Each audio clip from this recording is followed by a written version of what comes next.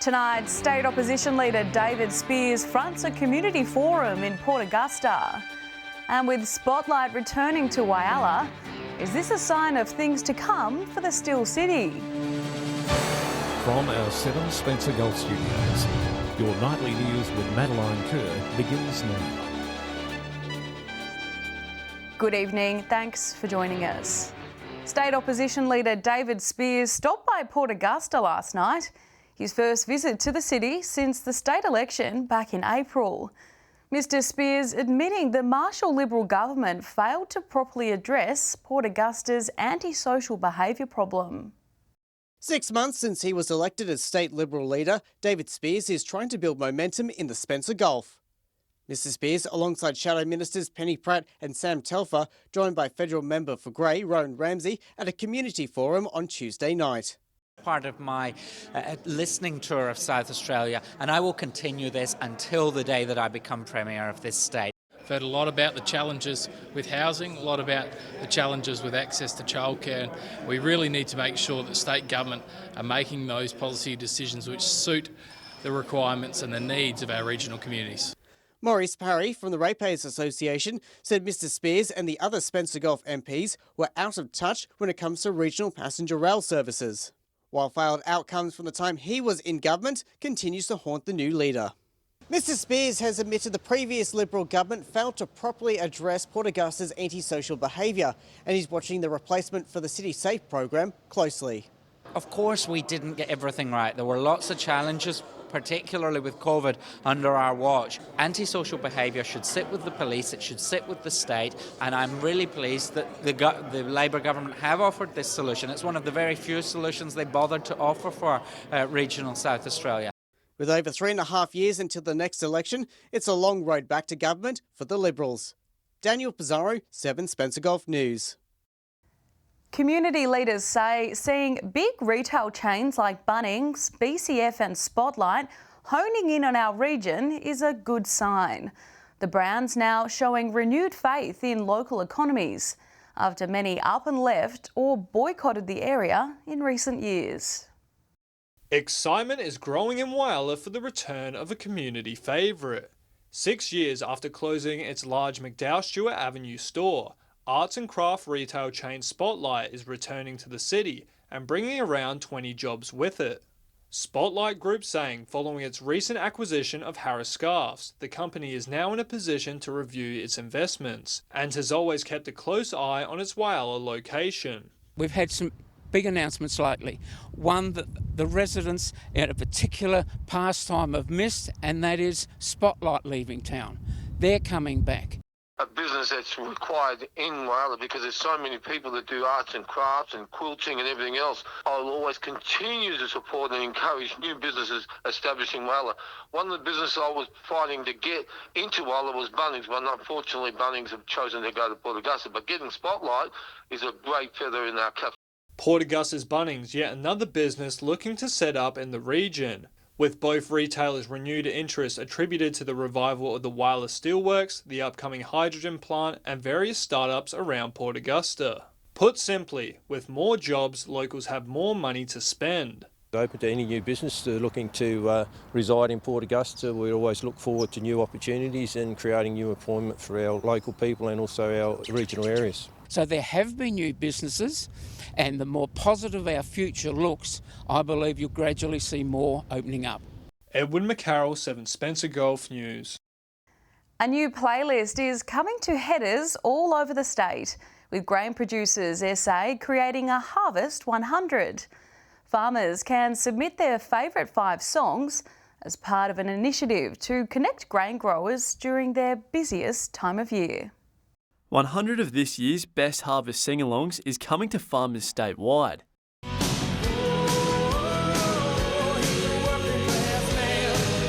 In what is expected to be a bumper crop, grain producers will no doubt have their hands full this season. To ease some of the pressure, Grain Producers SA is compiling an entertaining playlist for all to enjoy. We're asking people to submit their songs that they think would be best suited for grain producers to listen to during harvest. It can be an isolating and challenging time for farmers. However, the playlist aims on bringing people together. During harvest, there's quite a number of hours where often the grain producers are sitting by themselves on some ag machinery, focused around sort of mental health, well-being, isolation. Some farmers already loading off their first batch of barley, despite a later start to harvest due to the above-average rainfall in August. Nonetheless, GPSA CEO Brad Perry is expecting a bumper crop. Yeah, it's looking really positive at the moment for harvest. So the feedback we're getting is that it's looking like a bumper harvest in South Australia, which is great news. Now people can jump online and submit their favourite songs, ready for the Harvest 100 countdown in November. As for my pick,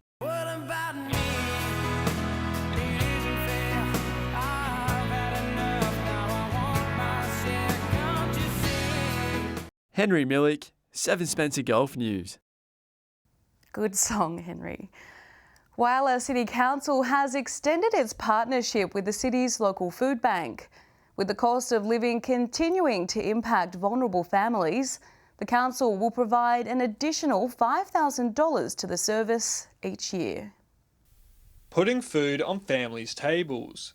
Ever since the Wyler Food Bank was established back in 2010, the City Council has provided the organisation with $5,000 worth of fuel credits annually. But now, in the midst of tough times for families, the Council has decided to increase this contribution to $10,000 for the next 3 financial years. The city's Chief Executive Officer says covering the food bank's fuel costs will allow them to put more money towards their food stocks. The non-for-profit is Australia's largest food relief organisation, feeding those in need for virtually no costs. The prices we charge are just things like handling fees. Lots of things are actually free, so you've got your free fruit, veg, bread, plus items on another shelf, that's all for free. The Wyler Food Bank Hub supported over 5,200 vulnerable individuals last year, putting over 550,000 meals on tables. When people come in, even into our food hub and walk out with a trolley full of food that's cost them next to nothing, they're absolutely beside themselves. They can't believe the generosity of the public. The City Council says they recognise the important work that Food Bank achieves, and they are keen to continue working with them into the future. Edwin McCarroll, 7 Spencer Golf News. Still to come tonight, the Spencer Golf Church giving back to those who make their work possible. And Port Pirie locals head to Memorial Park for a sausage sizzle and a chat as part of Mental Health Awareness Month.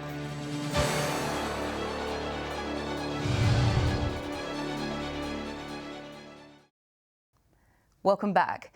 Community information sessions for the upcoming Port Augusta pontoon will be held this week. The first session will be held at the Eastern Foreshore tomorrow at 1 p.m. The next 2 sessions will be held on Friday. The first at Wharflands Plaza at 10 a.m, the other at the Civic Centre at 1 p.m. The $1 million pontoon is expected to be finished early next year as part of the Joy Beluch Bridge duplication project, so head along if you can. One Heart Church held an event yesterday celebrating its 20th year, alongside supporting agencies within the Port Lincoln community. Giving back for 2 decades now, they hope to keep up the momentum in the years to come. One Heart Church continuing to make a difference in the community. The organisation has helped over 30 agencies within the past 5 years. Some of those support networks showing up to celebrate the organisation's 20th year in Port Lincoln. We're an agency that doesn't actually take clients directly, but we support the other agencies to do what they do by giving them funds, services, resources wherever we can. The care organisation runs One Heart Bargain Centre, a non-for-profit second-hand shop, with all proceeds going back into the community. Basically the second-hand shop, One Heart Bargain Centre, is the mechanism that we use to generate funds to go towards care. So basically people can donate goods to the bargain centre. The funds raised support a wide range of services, whether that be helping those recently out of the prison system or someone needing to fit a house with furniture. The funds go to all sorts of organisations, domestic violence situations, we're assisting there, cases where people don't have enough food or just basic needs. The new renovated facility runs services every Sunday and they are open for the community to come along to. We enjoy what we do here, and yeah, we have services on certain Thursday nights once a month, and also Sunday twice in the morning. Henry Millick, 7 Spencer Golf News. As part of Mental Health Month, today organisations hosted a day at the park in Port Pirie. The event a chance for community members to learn about local resources while enjoying live music and a cup of coffee. Breaking down the taboo of mental health one step at a time. Knowing you're not alone is one of the most important messages services in Port Pirie wanted to get across. Mental health is affected at different times in our life, and to be able to just to sit down and talk to somebody outside of the circle to give you an understanding and maybe a little bit more of a perspective around what those thoughts are. Mental health issues are often felt more acutely in regional areas. Because of the big distances between towns, it's often hard to get people to come from one town to another. So we're always looking for new services that are willing to travel, and especially to remote areas. This day was a chance for local services to connect and share ideas, as they all have something in common. They want to help. It's huge to raise awareness in the local population, just to get people out and involved, and it's a chance for other services to come together. The community enjoyed connecting with local services in a fun, casual environment. We walk alongside people and we set goals. We work with the client to achieve those goals. The rainy weather hasn't deterred residents from coming out, with many saying they look forward to more events like this in the future. Annabelle Francis, 7 Spencer Golf News. Calling all filmmakers in Broken Hill, entries have opened for the Perfect Light Film Festival. First prize will take home $1,000, $500 for the runner-up and $250 for third place. For more information, head to the Perfect Light Facebook page. Meantime, a networking event for budding filmmakers and those interested in screen production is coming to Broken Hill, starting at 5:30 on Friday at 242 Blend Street. Stay with us after the break while one of the country's leading satirical news brands is heading to Broken Hill. And from humble beginnings, the Port Pirie Basketball Clinic continuing to expand.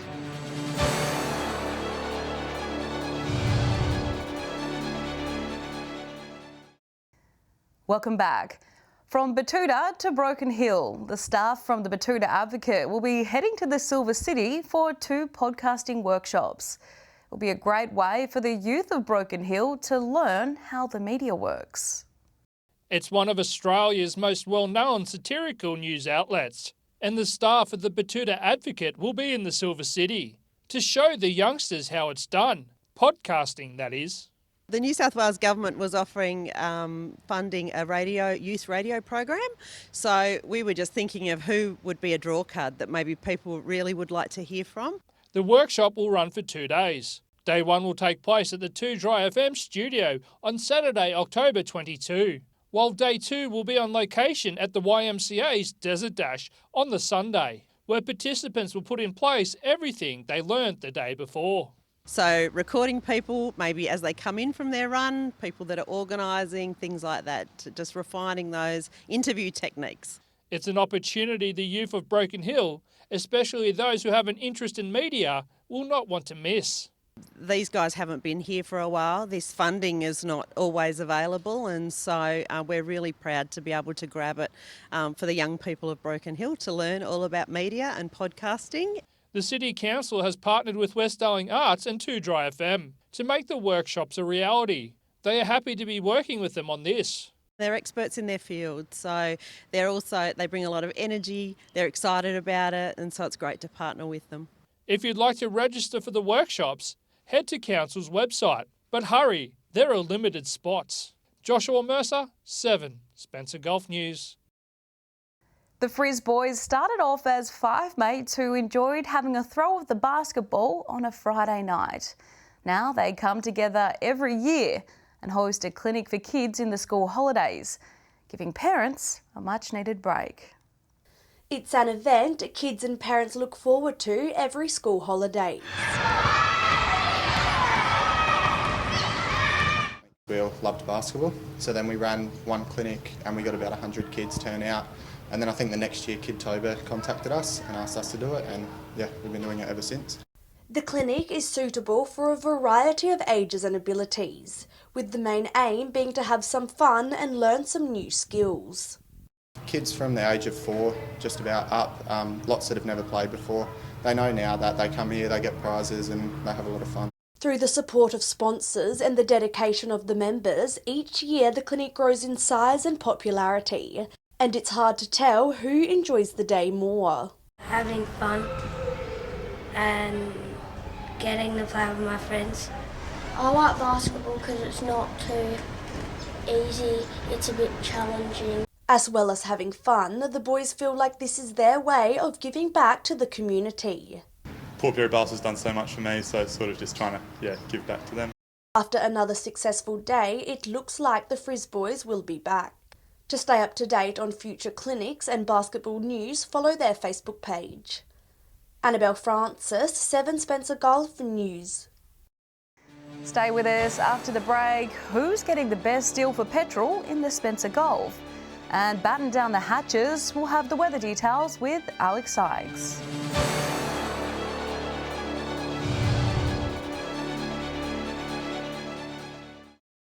Welcome back. 2 weeks since the fuel excise cut ended, petrol prices across the region have slowly started to creep back up. Joshua Mercer has this week's Fuel Watch.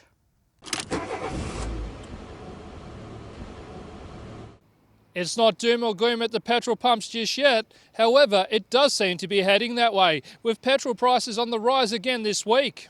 Kicking things off with unleaded. And the good news is nothing is over the $2 mark. Port Lincoln and Port Augusta both saw increases of around 9 cents per litre, while in Port Pirie there was an 8-cent jump. The price of unleaded went up in Kadina, however it is still the cheapest of the regional centres.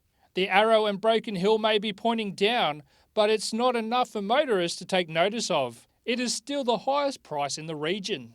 Adelaide was the other place with an arrow pointing down, Metro drivers paying under $1.80. Moving on to diesel now, and all arrows are pointing north. Whyalla has the honour of being the cheapest, still in Kadina's thunder, even though it had a higher price increase. Port Pirie had the biggest price jump, going up by 11 cents, but it's still not the most expensive in the region. That goes to the Silver City, where motorists pay $2.20 per litre. Adelaide doesn't have the cheapest this time around, losing the title it has held onto in the past. Finally, we have Autogas. There are a few changes, but overall, nothing too dramatic. Broken Hill finally claims the title of cheapest regional centre, as Autogas stayed steady at $1.10. Like in diesel, Port Pirie had a big move in price, jumping up by 10 cents a litre, while Kadina saw the arrow pointing down this week, seeing a 2-cent drop. Adelaide has returned as the cheapest overall, sitting at just under $1 a litre. Tune in to Spencer Golf Nightly News next week to see if you'll be paying more or less at the petrol pumps. Joshua Mercer reporting there from Broken Hill.